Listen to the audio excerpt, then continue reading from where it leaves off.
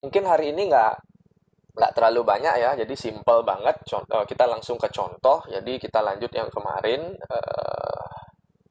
Saya buka PPT-nya dulu. PPT-nya juga dikit nyambung yang kemarin.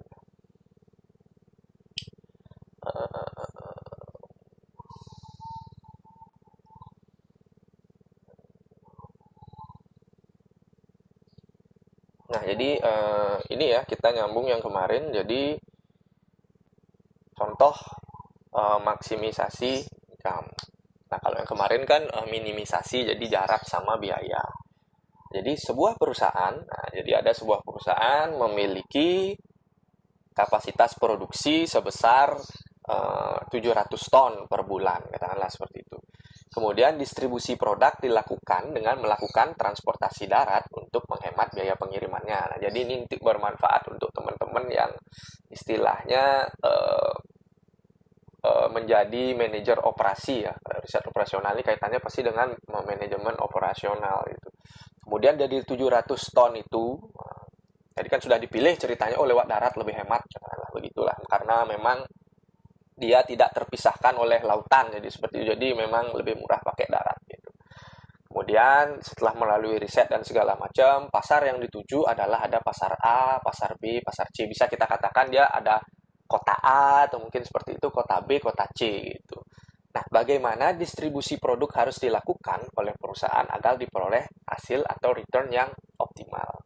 Nah, ini juga sudah berdasarkan riset ceritanya. Asumsinya sudah berdasarkan riset dari pengalaman yang ada, return atau revenue atau penghasilan atau pendapatan setiap pasar itu atau setiap kota itu dilihat dari tabel berikut. Nah, inilah dia kan 700 ton ini produknya ada 700 ton kan. Ini produknya 700 ton. Kemudian nah inilah dia jumlahnya dalam 700 ton.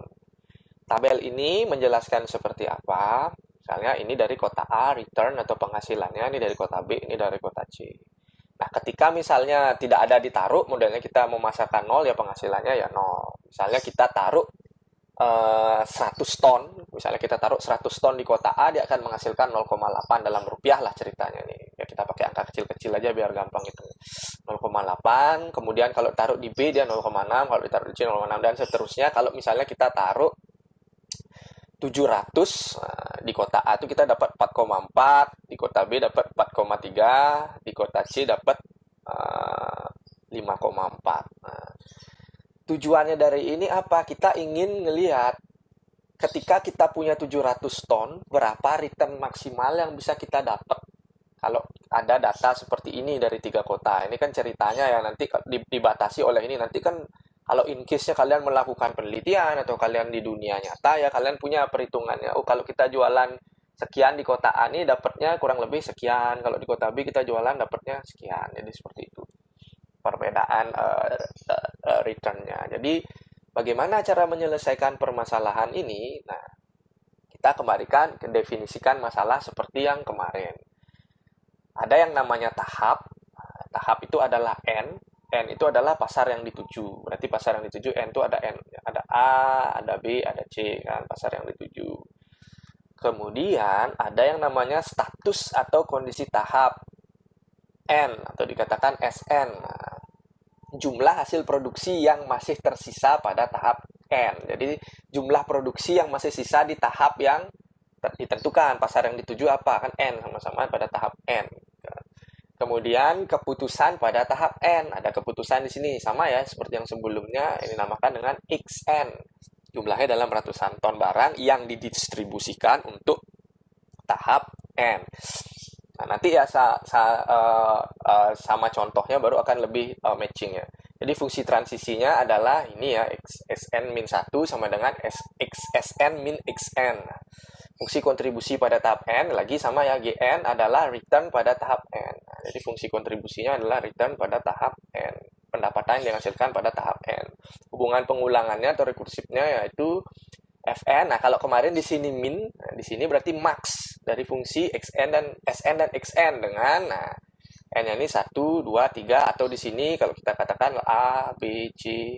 Kalau kita bagi menjadi tahap kan sama aja ada seperti yang kemarin tahap 1, tahap 2, tahap 3. Jadi kita kelompokkan dia menjadi tahap. Jadi seperti itu sama. Kemudian, pendekatannya, contoh maksimisasi income ini pendekatannya perhitungan akan dimulai dari pasar A. Kemudian B dan C diakhiri dengan perhitungan return di pasar C. Dengan persamaan di atas, berarti nilai F1X akan menentukan nilai F2X, dan nilai F2X akan menentukan nilai F3X. Nah, kita cara menghitungnya itu, tahapannya itu teman-teman dari kota A. Kita ngitung dari kota A, kemudian kota B, ke kota C. Tapi pada kenyataan prakteknya di lapangan, si truk itu datangnya dulu itu ke kota C. Jadi seperti itu. Dari kota C dia datangnya, kemudian dia taruh berapa, kemudian sisanya dia bawa ke kota B, jalurnya kemudian dia bawa ke kota A. Jadi seperti itu. Kalau misalnya ini kita anggap dia tahapan ya, A, B, C, 1, 2, 3. Jadi kita ngitungnya dari 1, tapi pada kenyataannya dia truk itu berjalan dari C, kemudian dari B, atau dari C, kemudian dari ke B, kemudian dari A. Misalnya nanti akan timbul pertanyaan, emang harus selalu kayak gitu Pak? Emang nggak bisa dia ke B dulu, baru ke A, baru ke C? Emang nggak bisa ke C dulu, baru ke A, ke B? Bisa saja, ini hanya kita untuk memudahkan kita dalam melakukan perhitungan. Toh pada kenyataannya setelah kita dapat optimal, kan yang kita ketahui nanti hasilnya adalah, oh di C dia taruh sekian, di B dia taruh sekian, di A taruh sekian. Entah gimana nanti pada kenyataannya dia mau berangkat kemana duluan gitu loh modelnya. Seperti itu. Tapi apa maksudnya return? Bisa saja memang returnnya itu sudah dikaitkan dengan biayanya, bisa saja. Jadi tergantung kita membatasi masalahnya seperti apa. Misalnya katakan, oh pendapatan itu sudah diperoleh hasilnya, urutannya kalau dari C ke B ke A itu seperti itu, bisa saja. Misalnya, oh harus ke C dulu karena C-nya lebih dekat, nah, sudah di-include-kan di situ, bisa saja. Jadi tergantung dari pembatasan yang kalian lakukan. Tapi dalam konteks contoh ini, si truk itu ke kota C dulu, taruh barangnya, baru ke kota B, baru ke kota A. Nah, kalau dia polanya seperti itu, berarti kita akan hitung dulu dari yang terakhir, jadi seperti itu. Logikanya adalah kenyataannya seperti apa, dari mana dia kemana dulu, cara menghitungnya kita balik dari tempat yang terakhir ke tempat yang pertama. Jadi seperti itulah logikanya. Oke, nah, slide saya sudah habis, jadi kita langsung masuk ke perhitungan. Seperti biasa saya taruh di Excel, biar gampang saya menjelaskan, saya taruh di Excel. Oke, kita share lagi.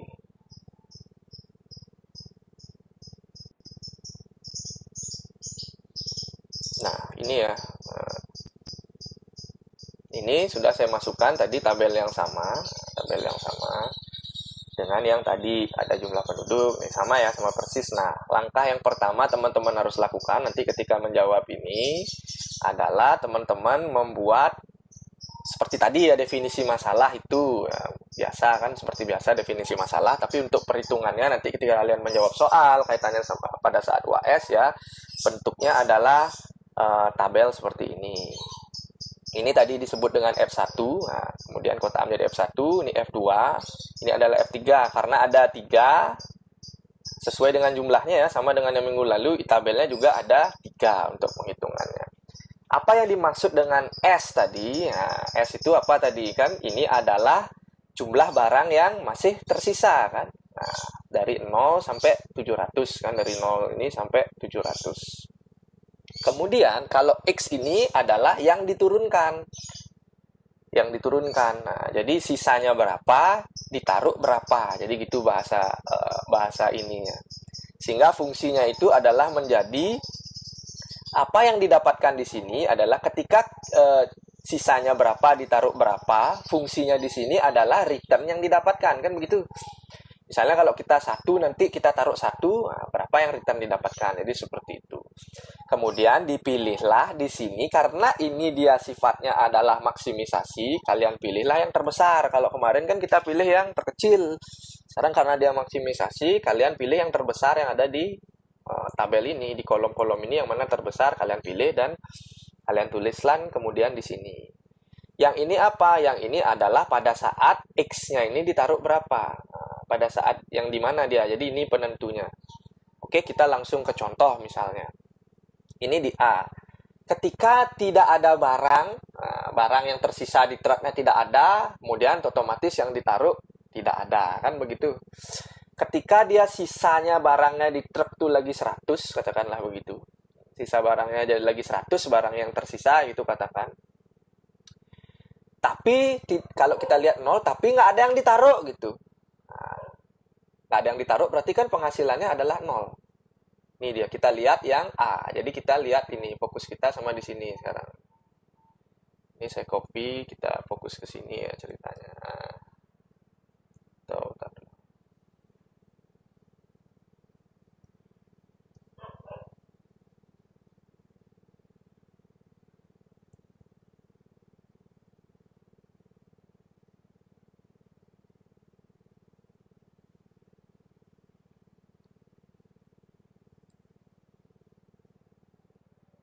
nah, fokus kita ini ya, biar nggak susah teman-teman lihat. Nah, return dari kota A. Ketika kita taruh nggak ada barang, kita nggak ada taruh ya 0 kan. Ketika kita taruh 1, ketika sisa di truknya 1, kita nggak ada taruh. Kalau nggak ada taruh kan dia 0. Kalau kita 0 nih, ini 0 nih di sini ya. Jadi masih di sini. Biar sama, saya turun. Biar sama. Buat inilah.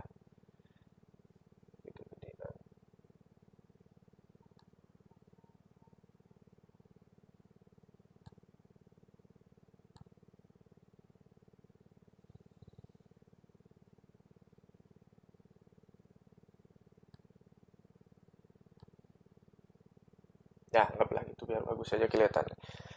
Jadi, kan dari kota A. Misalnya, kemudian kalaupun berapapun tersisa dari kota A yang ada di truknya, sisanya, sisa barangnya, sisa produknya. Kalau nggak ada diturunin, nah kalian lihat kolomnya ini. Ini sisanya di truk, nah, katakanlah begitu. Ini adalah yang mau diturunin di kota A. Kalau dituruninnya semua 0, ya nggak ada pemasukan kan. Kalau kita walaupun sisanya 500, tapi kita taruhnya 0, nah kita lihat baris per kolom ya. Kan revenue-nya 0. Inilah revenue-nya. Ini pendapatan yang ada di tengah-tengah. Ini pendapatan. Nah, tapi beda ceritanya ketika kita punya 1. Tapi kalau kita punya 1, taruh 2 kan udah nggak mungkin, taruh 3 udah nggak mungkin kan. Jadi makanya tidak diisi. Jadi ketika kita punya 1, maksimal yang bisa kita taruh kan 1. Ketika kita punya 1, kemudian kita taruh di kota A1. Nah, kalau 1 pendapatannya adalah 0,8. Ini kan 1 nih, jadi ini 0 ya biar gampang.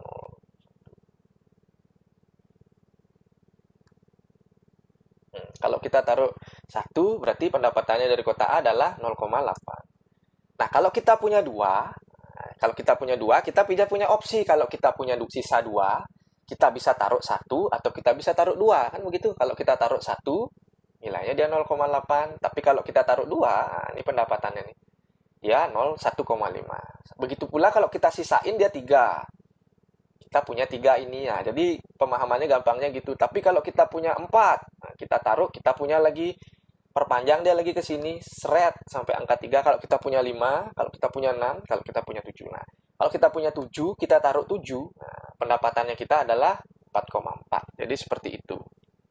Paham ya kira-kira sampai di sini. Jadi logikanya hal yang ada di sini, kalau kalian ingin melihat pola ya, logikanya kalau kalian lihat ada yang di sini nih, return dari kota A, di tabel ini dia pasti miring bentuknya. Pasti ini dia. Nah, ke sini dia miring ini. Nah, pasti dia miring. Nah, itu yang tahap pertama. Pasti dia miring begini. Karena 7 ditaruh 7, dia pasti akan mengambil ini. Nah, sekarang tinggal dimasukin F1 aksennya. Jadi, berapa sih return maksimal ya? Karena ini kebetulan sudah tidak ada yang pendahulunya. Jadi, ini adalah kota yang terakhir, katakan begitu. Jadi, ya sama. Kita pilih yang paling kanan nih. Pasti paling ujung kanan nih yang paling besar. Gitu. Paling ujung kanan ini pasti yang paling besar. Nah, sehingga diperolehlah dia sama persis. Kalau dari return kota A, kalau kita 0 sampai 7-nya dia akan sama persis seperti return kota A-nya. Sekarang kita tinggal lihat 0 ini pada saat kita taruh berapa? Taruh 0. 1 ini ini pada saat 0,8 ini kita pada saat kita taruh dia berapa? 100 ton. Ini pada saat 200. Nah, jadi karena dia masih tidak ada pendahulu, dia sebagai yang terakhir, ini nilai ini pasti dia akan sama dengan nilai ini. Karena dia yang pertama. Oke, nah sama lagi seperti yang minggu lalu. Nah, baru kita masuk ke F2. Di sini adalah S. Sama, S itu adalah yang tersisa di truk. Yang di sini adalah yang ditaruh di kota B berarti kan. Kalau yang kedua itu di kota B atau di pasar B.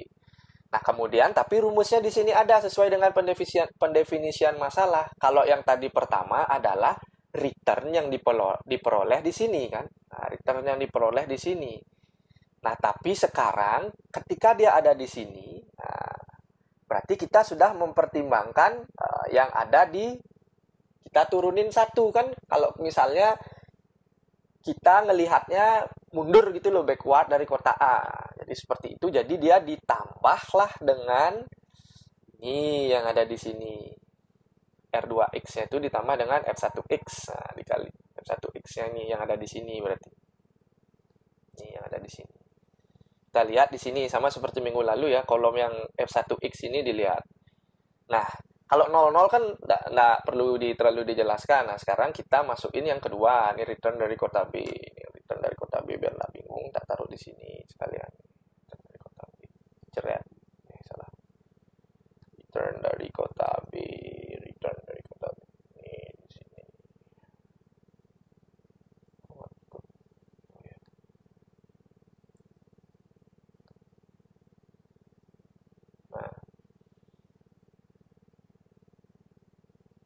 Return dari kota B biar besarnya sama ya. Nah, ketika kita harus lihat yang ada di atas ini juga. Nah, kalau 0, nah, tersisa di di truknya 0, berarti kalau nggak ada ditaruh di kota B, berarti kan sisanya 0. Nah, tapi kalau dia punya 1, pada saat posisi, kalian harus pegang ya, kita urutan truknya tuh dia ke C dulu datangnya, ditaruh di C dulu berapa, kemudian dia datang ke B ditaruh berapa, kemudian datang di A yang terakhir. Jadi begitu. Tapi cara menghitung kita dari belakang. Dari A dulu dihitung, yang terakhir dia naruh terakhir itu berapa, baru ke B, baru ke C. Nah, jadi ketika 0, nggak ada di truknya, ditaruh 0, otomatis nggak dapat pendapatan apa-apa, kan 0 pendapatannya. Tapi ketika pada saat dia di kota B, dia masih punya 1. Bawa dia masih lagi 100 ton, dia masih punya stok. Tidak ada ditaruh di kota B. Nah, dia punya 1, tidak ada ditaruh di kota B. Kenapa kok nilai 0,8? Kalau tadi dia kok nilainya 0 di sini Pak, dia punya 1 nggak ada ditaruh, kok nilainya 0? Karena sisa 1 dia nggak diturunin di kota B, dia akan turun di kota A sejumlah 1. Jadi begitu. Misalnya dia nih punya 1 sisa di kota B, kan kota A terakhir tuh. Nah, ditaruh dia tidak ada, dia menaruh. Nah, dia lagi posisi di kota B, sisa 1 dia nggak taruh. Artinya kan untuk kota selanjutnya dia naruh 1 itu. Artinya pendapatan yang diperoleh pada A. Jadi ini ya. Jadi 0. Nah, kalau dia punya 1 ditaruh 0 kan return dari kota B-nya nggak dapat kan, dia dapat 0. Tapi dia dapat return dari kota A kan sebesar 0,8. Nah, jadi 0,8 ditambah dengan 0. 0 ini return dari B-nya. Hasilnya adalah sama dia dengan ini, 0,8. Jadi seperti itu. Kemudian kalau misalnya dia punya 1, masih sisa 1, ditaruh dia 1 di kota B, nah, berapa dapatnya kalau ditaruh 1 kan yang ini nih tadi. Nah, ini dia 1, kalau dia punya 1 ditaruh di kota B 1, dia dapat 0,6. Dibandingkanlah nanti, diteruskanlah nih teman-teman, misalnya dia sisa 2. Kalau nggak ada naruh, berarti kan 2 ini bakal ditaruh di kota A. Nah, pendapatan dari kota A kalau 2 adalah 1,5 dia sama. Nah, misalnya ini sudah ada kombinasi, misalnya dia punya 2, ditaruh 1, nah dia dapat ditaruh 1, berarti dia dapat berapa dari kota B? Revenue dari kota B dia dapat 1,2. Ya nggak? Nah, nih. Nah, sama dengan kok 0,2, sorry, dia dapat 0,6, sorry. Dia punya 2, ditaruh 1, nah, dia punya 2, ditaruh di kota B1, artinya dia punya 2, ditaruh di kota B1, sisanya lagi 1 untuk kota A, artinya 0,6 ditambahlah dengan 0,8. kota A dapat satunya 0,8, di kota B dapat satunya 0,6. Jadi totalnya 2 adalah 1,4. 0,8 ditambah 0,6. Atau pilihan yang lagi selanjutnya ada pilihan lain. Nah, taruh dua-duanya di kota B. Dapatnya 1,2. Kalau dari ininya kan bisa ngelihat, oh keuntungan kalau dari sekilas ini, oh untungan taruh satu-satu ya dapat 1,4. Kalau taruh di B aja dia cuma dapat 1,2 kalau taruh 2. Seperti itu. Dan selanjutnya misalnya kayak di di nomor 5 sekarang misalnya. Di nomor 5 punya 5. Nggak ada ditaruh. Berarti ini dia samakan 5 ini adalah buat kota A 3,6 kan, karena dia punya 5 tapi nggak ada naruh, dilewatin aja kota B. Nggak usah dah kita taruh di kota B, 0 aja, kita langsung ke kota A. Berarti dia dapat ini 3,6 karena 500 ton ini ditaruh di kota A. Kemudian sama juga ketika di sini 5 ditaruh 1 sama dia, ditaruh 1 berarti dapatnya 0,6 kan dari kota B. Dari kota B dapatnya 0,6. Berarti kan sisanya lagi 4 untuk kota A. Kalau saya lagi 4 untuk kota A adalah 3. 3 ditambah dengan 0,6 hasilnya adalah 3,6. Sama berarti. Begitu juga seterusnya dan seterusnya sehingga diperolehlah hasil yang sama. Kemudian sampai ke bawah pun juga cara-caranya adalah sama. Jadi sama ya, sehingga diperolehlah ini hasilnya. Kalau teman-teman lihat lagi seperti yang tadi saya katakan 0,6, 1,2 nih teman-teman lihat revenue dari return atau revenue dari kota B, dia pasti akan menyerong begini. Sama seperti yang tadi. Itu kalau mau melihat pola. Jadi sekarang tinggal kita lihat yang besar yang mana. Yang besar adalah 0,8 kan. 0,8 itu pada saat kita 0 kan, pada saat kita ditaruh di kota B 0 kan, ya kan. Berarti yang tadi itu adalah melihat di atas ya, jadi melihat dia pada saat ditaruh 0, di kota B nya ditaruh 0 ya 0, berarti pada saat 0 ya 0. Pada saat dia 0,8 ini, nah ini 0,8 kan di sini dia masih di 0. Kemudian 1,5 ini juga di 0 kan. 1,5 ini paling besar di antara 3 ini. 1,5 paling besar dia pada saat ditaruh, tidak ada ditaruh di kota B gitu. Kemudian pada saat 3 ini juga sama 2,3 ini pada saat nggak ada naruh di kota B gitu. Dia dapat gedenya pada saat nggak ada naruh di kota B. Nah, yang berbeda ini yang di nomor 5. Yang pada saat 5 masih ada di truk itu lagi 500 ton. Nah, kebetulan ada 4 angka sama, 3,6, 3,6, 3,6, 3,6. Jadi, pilihannya maksimal itu saat di kota B diturunkan 0, nggak ada nurunin sama sekali di kota B, dia dapat 3,6. Diturunin 1 pun dia dapat 3,6. Diturunin 4 dia juga dapat 3,6. Diturunin 5 semuanya dia juga dapat 3,6. Sehingga kalian tulis harus semuanya. Jadi pada saat dia diturunin 0, pada saat dia diturunin 1, pada saat dia diturunin 4, pada saat dia turunin 5. Jadi tadi mohon maaf ya, yang ini dia akan sama dengan yang ini gitu. Yang ke atas ya. Tadi saya salah jelaskan. Oke, kemudian selanjutnya sama. Untuk yang ketiga, kalian tinggal sama seperti yang tadi.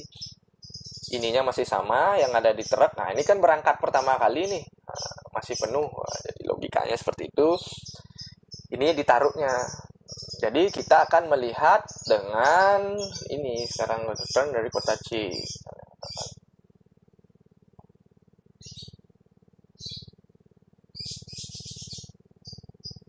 Dari kota C.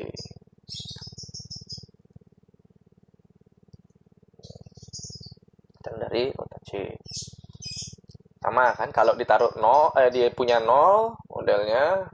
Kalau enggak sama sekali, enggak usah lah, kita lewatin aja kota C, enggak perlu turunin di kota C, nanti aja pakai di tempat lain. Nah, ini yang ditaruhnya 0 ya 0 gitu.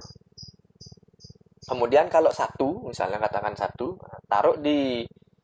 ditaruh 0, berarti kita lihat di sini ya 0,8, berarti artinya 1 ini ditaruh untuk di kota sini, di kota B.